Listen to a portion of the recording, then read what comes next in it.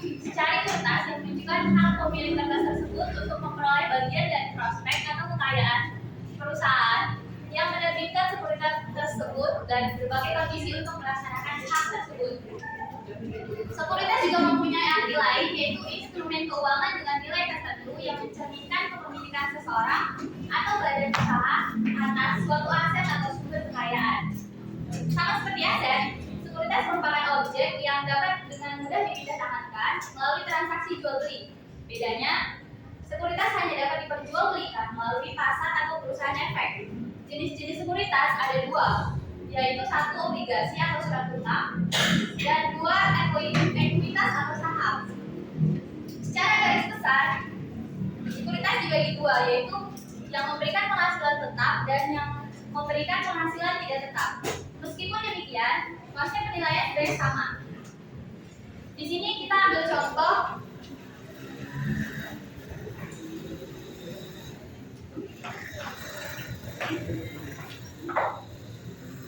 sebenarnya ada di buku, kalian bisa lihat di halaman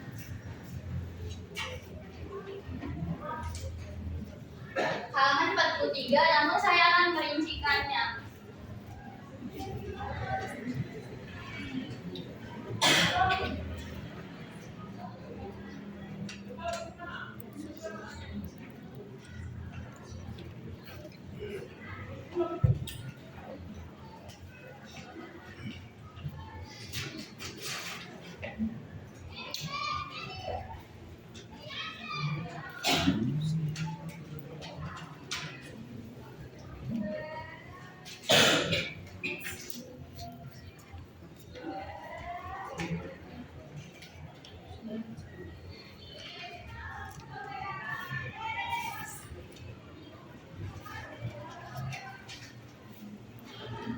Pada tanggal 3 September, saham ada Bank BNI seharga Rp250, sedangkan di Lipo seharga Rp750.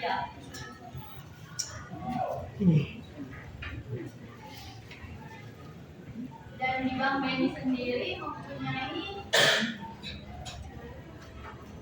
4,34 miliar lembar saham.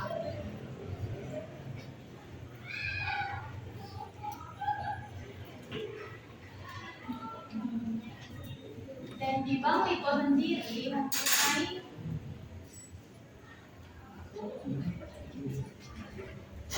0,86 miliar lembar saham.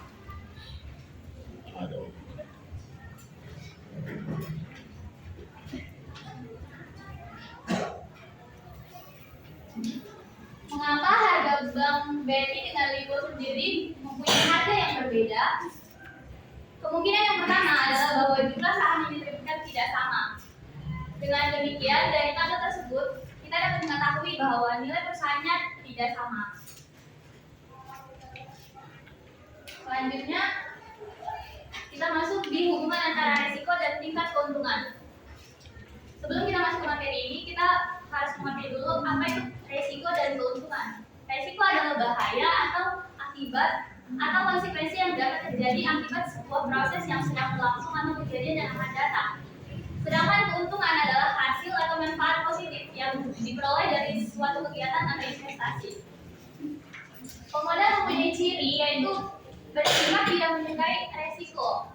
Dan yang kedua adalah pemodal bersedia mengambil suatu kesempatan yang lebih beresiko kalau mereka mengharapkan akan memperoleh tingkat keuntungan yang lebih tinggi. Tingkat keuntungan yang dimaksud adalah keuntungan dalam persentase atau desimal dan bukan dalam rupiah.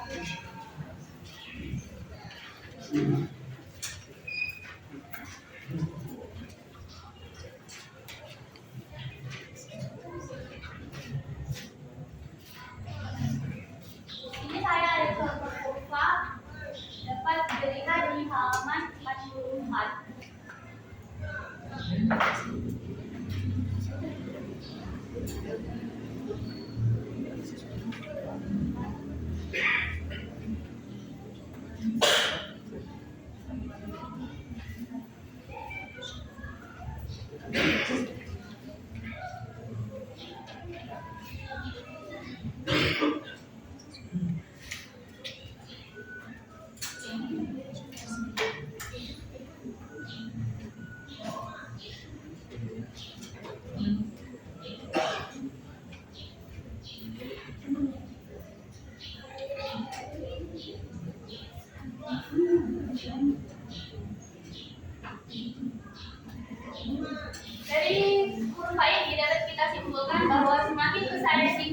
risikonya, semakin besar potensi manfaat atau keuntungan yang dapat dihasilkan.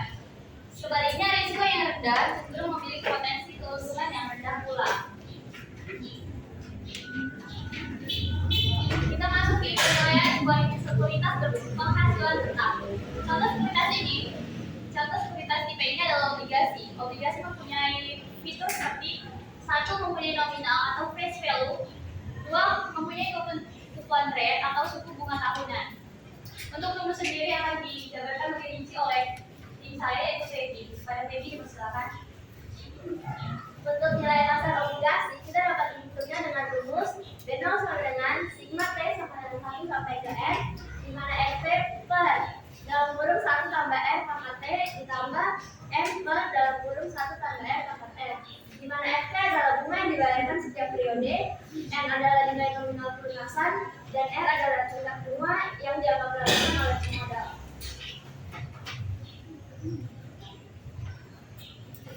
Di sini ada satu soal mengenai obligasi.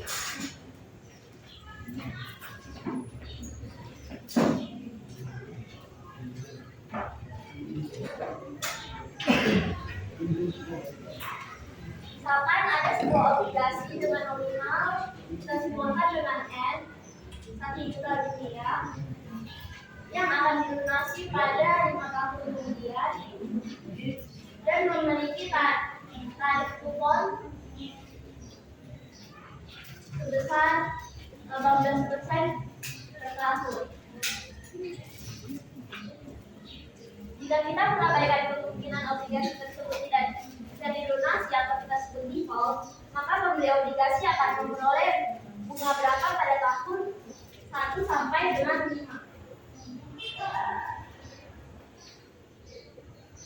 Kita dapat mencari berapa bunga yang diperoleh pembeli obligasi pada tahun 1 sampai dengan 5 dengan menggunakan rumus bunga per periode dengan tarif kupon dikali nilai nominal. Di sini tarif kuponnya 18%. Kita kalikan dengan nilai nominalnya yaitu 1 juta. Maka akan didapatkan sebesar Rp180.000. Nah, pertanyaan yang kedua, berapa nilai obligasi saat ini yang dibutuhkan jika para pemodal menginginkan tarif kupon sebesar 17%?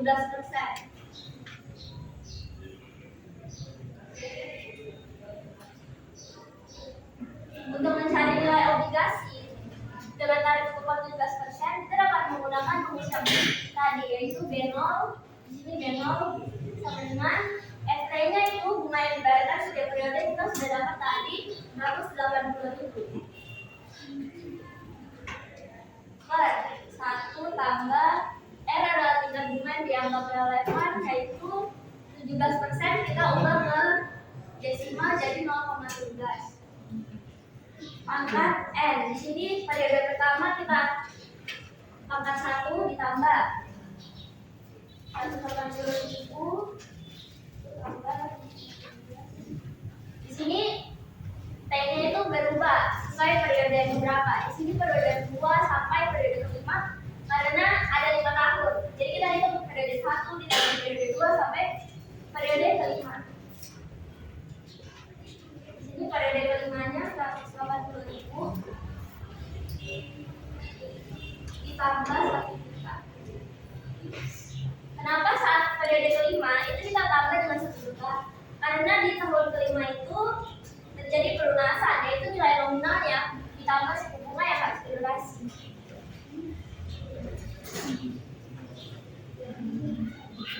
Satu tambah 0,17 dipangkat 5 karena ini tahun kelima.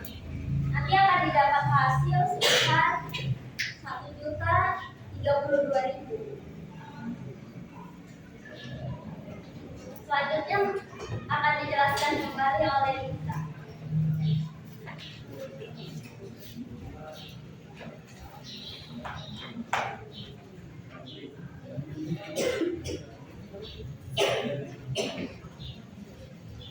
Terima kasih.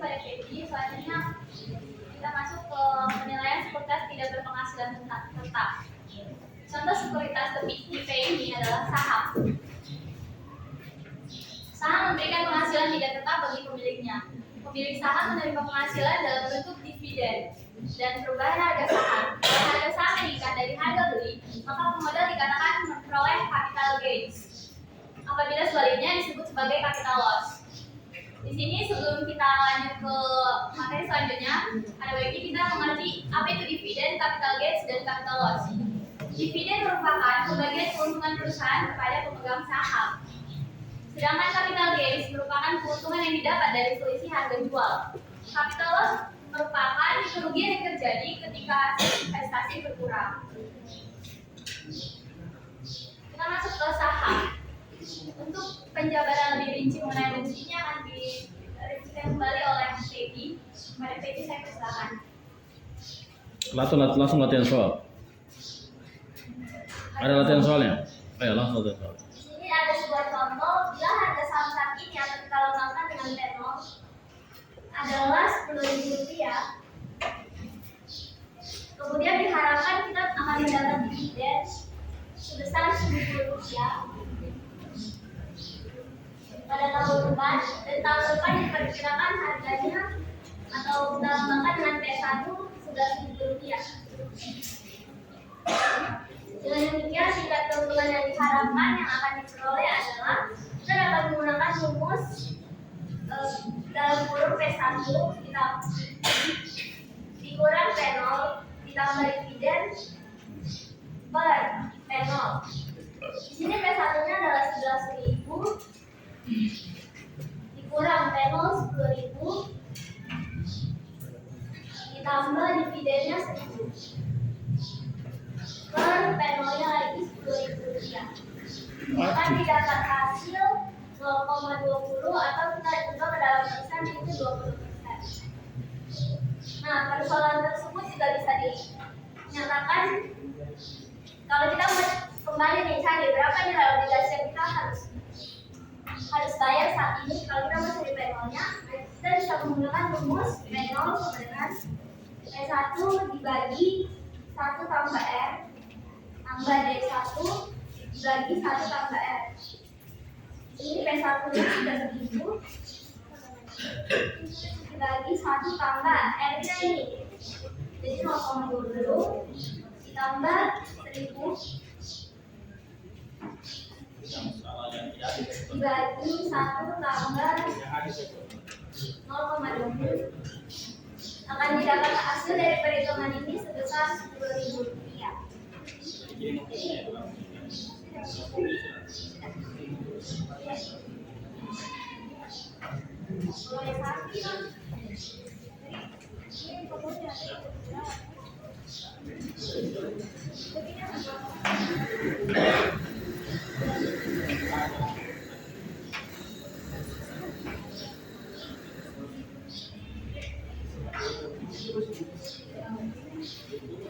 Selanjutnya akan dilanjutkan oleh material ya.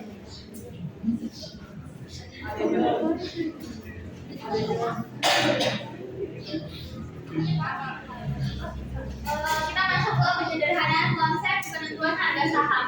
Bagaimana kita memperkirakan dividen periode dari tahun pertama sampai tahun tidak terhingga? Semakin jauh dimensi waktu perkiraan kita atau estimasi kita, semakin tidak pasti estimasi tersebut. Karena itulah digunakan berbagai penyederhanaan. Didapat penyederhanaan pertama, yaitu dengan menggunakan asumsi-asumsi sebagai berikut. Pertama, keuntungan tidak berubah setiap tahunnya. Yang kedua, setiap keuntungan dibagi sebagai dividen. Berdasarkan asumsi tersebut, bisa dirumuskan bahwa sekuritas saham saat ini adalah P0 atau ER atau P0 dividen dibagi keuntungan. Didapat penyederhanaan yang kedua, yaitu asumsi-asumsi. Penyederhanaan yang kedua muncul karena asumsi-asumsi yang disampaikan pada penyederhanaan pertama dirasa sangat tidak realistis. Karena itu kemudian diasumsikan, yaitu satu, tidak semua laba dibagi, tetapi ada sebagian laba ditahan. Proporsi laba ditahan disebut juga dengan B, diasumsikan konstan. Yang kedua, laba ditahan dan diinvestasikan kembali, yang dimana bisa menghasilkan keuntungan. Disebut juga juga return on equity sebesar R. 3. Sebagai akibat dari asumsi-asumsi tersebut, maka laba per saham sekuritas yang disebut dengan D dan juga dividen yang disebut dengan D meningkat sebesar BR. Peningkatan ini kita beri notasi G. Dengan kata lain, G sama dengan BR. Dengan menggunakan serangkaian asumsi tersebut, maka didapat rumus P0 D1 per buka kurung 1 tambah R tutup kurung tambah D1 ditambah D1 dalam kurung 1 tambah G per dalam kurung 1 tambah R pangkat 2 tambah terus tambah titik-titik tambah D1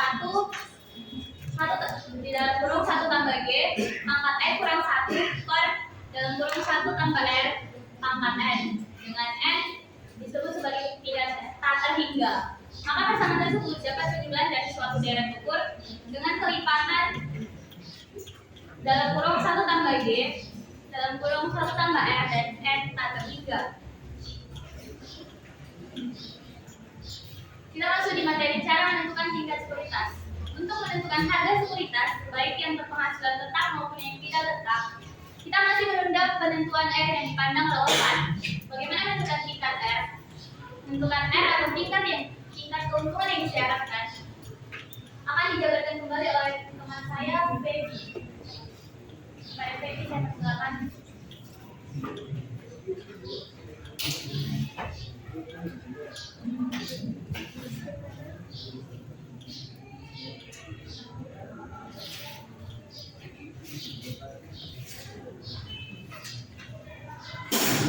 Nah, di sini ada tata soal mengenai bagaimana cara menentukan tingkat sekuritas.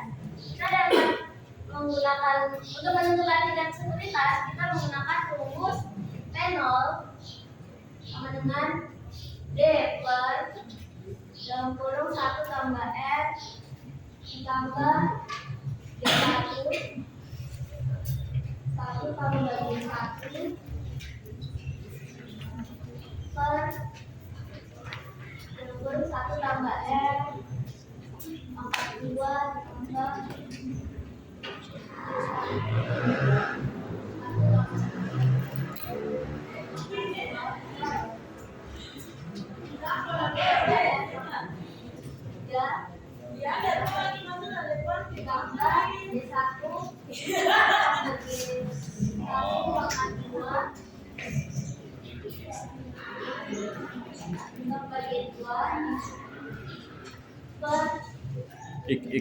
betul tarik kamera itu sini kan.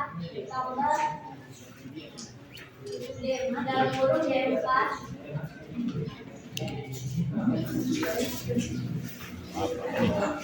per R tambah D2 Thank you. kali 1 per 1 tambah R pangkat